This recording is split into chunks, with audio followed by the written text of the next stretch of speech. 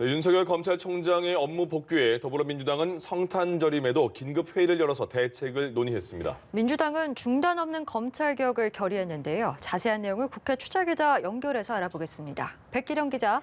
네, 법원의 윤석열 검찰총장의 업무 복귀 결정에 민주당은 성탄절인 오늘 오전 최고위원과 법사위원 비공개 연석회의를 열었습니다. 예정되어 있지 않았던 일정입니다. 이낙연 대표가 회의를 직접 주재한 가운데 일부 최고위원과 법사위원회 위원들이 참여해 의견을 나눴습니다. 최인호 수석 대변인은 회의 브리핑을 통해 앞으로 검찰개혁으로 풀어가자고 뜻을 모으고 당내 기구인 권력기관 TF를 검찰개혁 TF로 구성해 윤호중 법사위원장이 위원장을 맡는 방안을 강구하기로 했다고 밝혔습니다. 검찰개혁 TF는 다음 주 최고위원회 의결을 거쳐 즉각 활동을 시작할 예정입니다. 이낙연 대표는 조금 전 개인 SNS에 글을 올려서 대한민국이 사법의 과잉 지배를 받고 있다는 국민의 우려가 커졌다며 법원이 윤 총장에게 면죄부를 준 것은 아니라고 강조했습니다. 그러면서 검찰권 남용, 불공정 수사, 정치 개입 등을 막기 위한 검찰개혁을 강력하게 체계적으로 계속하겠다고 의지를 드러냈습니다.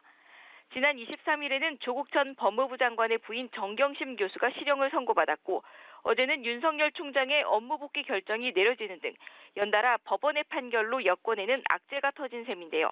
민주당은 이미 법원의 판결이 내려진 만큼 이제 사법개혁에 방점을 찍고 절차를 밟아나가겠다는 입장입니다. 특히 오는 28일 열리는 공수처장 후보 추천위원회에서 후보 2명을 선정하는 등 공수장 임명에 속도를 내 다음 달 중으로 공수처를 본격 출범시키는 것을 목표로 세웠습니다. 한편 국민의힘은 민주당의 이와 같은 반응에 비판의 목소리를 내고 있죠.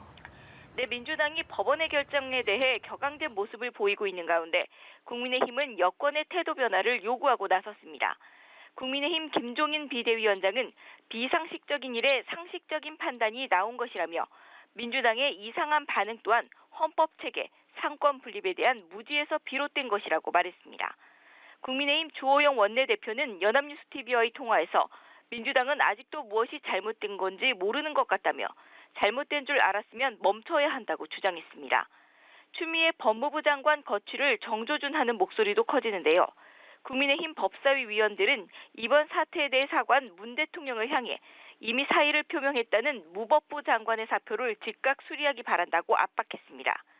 또 국민의당 안철수 대표는 입장문을 내고 더 이상 억지와 궤변, 권력의 사적 사용으로 국정 운영을 할 수 없음을 깨달아야 한다고 말했습니다.